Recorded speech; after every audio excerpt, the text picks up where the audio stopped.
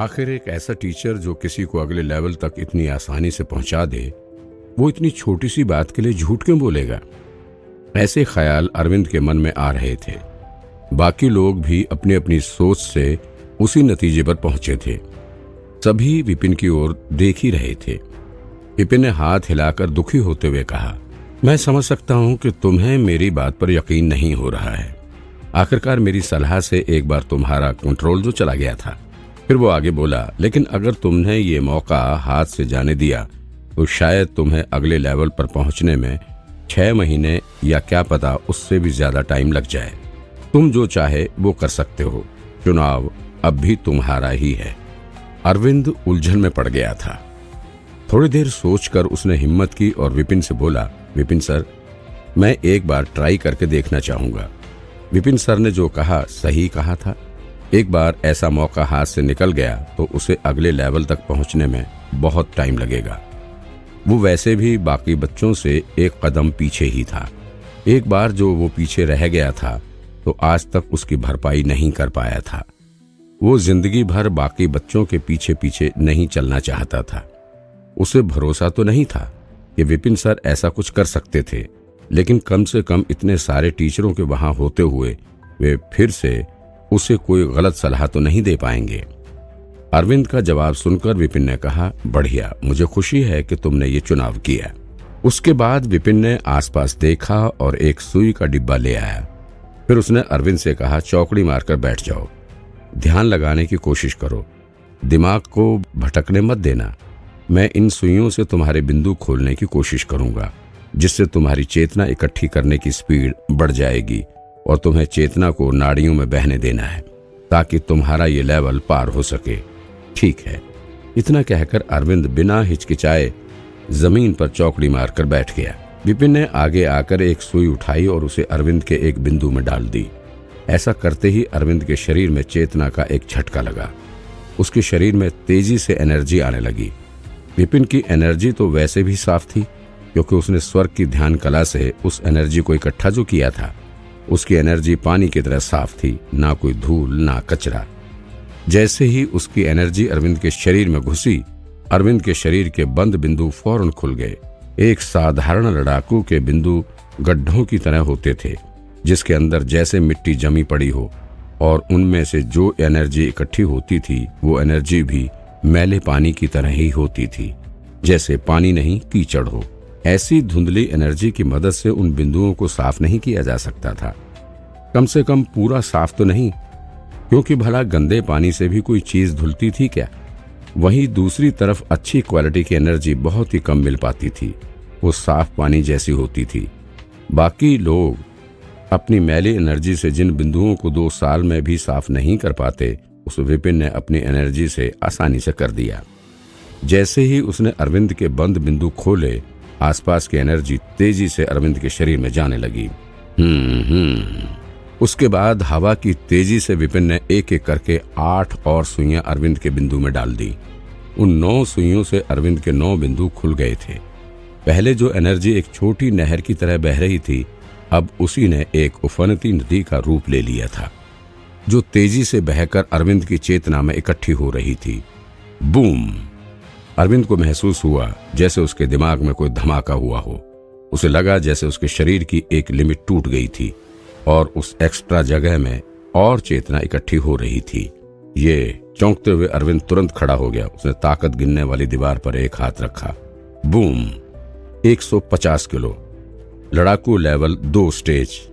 मैं इतनी ताकत देखकर अरविंद के होश उड़ गए। पहले तो उसे लगा था कि उसे ऐसा करने में कम से कम आधा साल लग जाएगा, लेकिन विपिन की मदद से ये कुछ मिनटों में ही हो गया।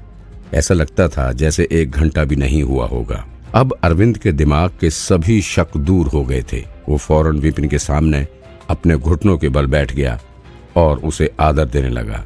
Thank you Vipin sir. अब उसे पूरा विश्वास हो गया था कि विपिन सिर्फ एक भला ही चाहता था। एक ऐसा टीचर जो अपने स्टूडेंट को इतनी आसानी से लेवल पार करा दे, वो भला गलत सलाह देकर अपने स्टूडेंट को पागल क्यों बनाएगा? और उसने इतने बेहतरीन टीचर पर शक किया, यहाँ तक कि उसने उनकी इंसल्ट भी की। उसे तो नर्क में भी जगह नहीं मिलेगी। वो पागल था जो इतने अच्छे टीचर को छोड़कर शर्मा सर के पास उनका स्टूडेंट बनने चला गया। अगर उसे अब मौका मिला तो वो फिर से विपिन सर को अपना टीचर बना लेगा।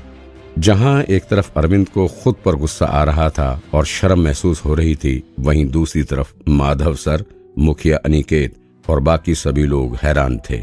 उनका मुंह खुला के खुला रह गया था। उन्हें विश्वास नहीं हो रहा था कि ये सब कैसे हो सकता था। उसने सच में पार कर लिया। एक लेवल 1 के लड़ाकू को अगले लेवल पर पहुंचा देना, वो भी सिर्फ 10 मिनट में। मैंने कुछ गलती तो नहीं की, मैंने सही देखा ना? सिर्फ कुछ सुइयां डालकर उसने कैसे लेवल पार कर दिया। उन्हें लगा था कि विपिन सिर्फ बड़ी बड़ी बातें कर रहा था और वो जो करना चाहता था उसमें सफल नहीं होगा। लेकिन अब उन्होंने अपनी आंखों से देख लिया था। जिस बात को वे सभी नामुमकिन मान रहे थे, वही बात विपिन ने कर दिखाई थी। ऐसा लग रहा था जैसे वो अभी रो पड़ेंगे। विपिन को अब वे सभी और भी इज्जत की नजर से देखने लगे थे। जब उन्होंने अपने बचपन में लेवल 1 पार किया था तो उन्हें ना जाने कितनी परेशानी हुई थी और बार बार असफल होना पड़ा था। लेकिन यहाँ तो विपिन ने इस मुश्किल काम को ऐसे कर दिया जैसे उसने कुछ खा लिया हो या फिर सिर्फ एक गिलास से पानी पिया हो। उसे बस उतनी ही मेहनत करनी पड़ी थी। उन्हें उस टाइम कोई विपिन सर जैसा टीचर क्यों नहीं मिला? अगर मिला होता तो उनकी कितनी मदद हो जाती। विपिन सर, प्लीज मुझे अपना स्टूडेंट बना लो। अक्षित, जो रोहित और बाकी मदान परिवार के साथ वहां आया था, वो भी विपिन के सामने घुटनों के बल बैठकर उससे रिक्वेस्ट करने लगा। उसे तो आज तक यही लग रहा था कि शर्मा सर ही बेस्ट टीचर थे और उसे अपने दादा और मुखिया अनिकेत की बात सही नहीं लग रही थी। लेकिन अब विपिन की मदद का कमाल अपनी आंखों से देख लेने के बाद उसके भी सारे शक दूर हो गए थे। जब विपिन सर अरविंद जैसे स्टूडेंट की इतनी मदद कर सकते थे, तो फिर अगर उसके जैसा जीनियस स्टूडेंट उनसे पढ़ेगा तो वो कितना अच्छा बन जाएगा। विपिन को यकीन नहीं हो रहा था। क्या मैं जानता हूं कि अक्षित रोहित जितना टैलेंटेड नहीं है, लेकिन मैं निवेदन करता हूं, प्लीज आप उसे रिजेक्ट ना करें विपिन सर। अक्षित के दादा मुखिया के पीछे से बाहर आए और मुस्कुराते हुए बोले, अगर आप अक्षित को एक्सेप्ट कर लेंगे तो मैं भी आपका स्टूडेंट बनने के लिए तैयार हूं। एक लेवल 6 का स्टूडेंट होने के बाद आपकी इज्जत और शोहरत और भी बढ़ जाएगी और उसके बाद कोई भी आपके ऊपर शक नहीं कर सकेगा। श्रेष्ठ, ये आप क्या कह रहे हैं? कुछ तो ख्याल करिए अपनी इज्जत का। आपने तो एक के ऊपर एक मुफ्त वाली स्कीम चला रखी है। कितने बेशर्म हो गए आप। उससे भी बड़े श्रेष्ठ ने आगे आकर कहा। फिर यही मदान परिवार के सबसे बड़े श्रेष्ठ विपिन के सामने झुके और कहा, विपिन सर, आप उसकी बात पर ध्यान मत दीजिए। वो बेशर्म है, कुछ सोचते ही नहीं। अब मैं कैसा रहूंगा? उसके बजाय मुझे अपना स्टूडेंट बना लीजिए। मैं लेवल 6 के स्टेज 4 पर एक्सपर्ट हूं। मैं भी आपको अपना टीचर चुनता हूं। अगर आपको लगता है कि मदान परिवार का सीनियर श्रेष्ठ होने की वजह से दिक्कत होगी तो मैं रिटायर भी हो सकता हूं। अनिकेत को लगा नहीं था कि उसके श्रेष्ठ और सीनियर श्रेष्ठ इस तरह की हरकत करेंगे। उन्होंने फौरन उन्हें डांट लगाई। ये कोई कंपटीशन नहीं है, कम से कम अपनी उम्र का तो लिहाज किया होता। आप दोनों विपिन सर के दादा के बराबर के हैं और फिर भी उन्हीं के स्टूडेंट बनना चाहते हैं। आपको थोड़ी भी शर्म नहीं आई? ऐसा कहते हुए डांट खाकर उन दोनों के चेहरे शर्म से लाल हो गए। ये तो सच था कि वो दोनों अब जवान नहीं थे और उनकी हड्डियां भी जड़ हो गई थीं। अब उनका अगले लेवल पर पहुंचना आसान नहीं होगा। रोहित और अक्षित दोनों एक दूसरे की तरफ देखने लगे थे और सिर हिला रहे थे। तुमने देखा, कम से कम हमारे मुखिया का दिमाग तो सही काम करता था। उन्हें तो अपने ऊपर काबू था, वरना बाकी लोग तो पागल ही हो गए थे। लेकिन अभी वो दोनों ऐसा सोच ही रहे थे कि अनिकेत विपिन की तरफ मुड़े और मुस्कुराते हुए बोले, विपिन सर, मैं तो अब भी जवान ही हूँ। इसी साल 42 का हुआ हूँ। क्या मैं आपको टीचर बना सकता हूँ? उन सब की बातें सुनकर विपिन का तो दिमाग ही ब्लैंक हो गया था। बाकी लोग भी भौचक्के रह गए थे। उन सब का दिमाग भी ब्लैंक हो गया था। विपिन ने देखा कि वहां के हालात अब बिगड़ने लगे थे, इसलिए इससे पहले कि हालात बेकाबू हो जाएं, वो बोला, टीचर बनाने ना बनाने वाले मुद्दे को बाद में देखेंगे।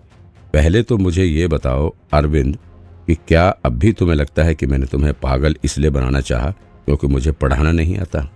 अरविंद हाथ जोड़कर बोला, मुझे माफ कर दें विपिन सर, आपकी सही सलाह को गलत मानकर मैंने बहुत बड़ी गलती कर दी थी। विपिन ने सिर हिलाकर कहा, ठीक है।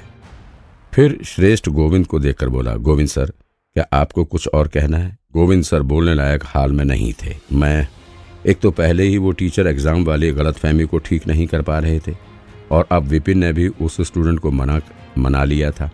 अरविंद अब सच में मानता था कि विपिन एक बेहतरीन टीचर था। अब वो भला और क्या कह सकता था। उसे एक बार फिर से मुंह की खानी पड़ी थी और ये चोट उसे लंबे टाइम तक दर्द देगी।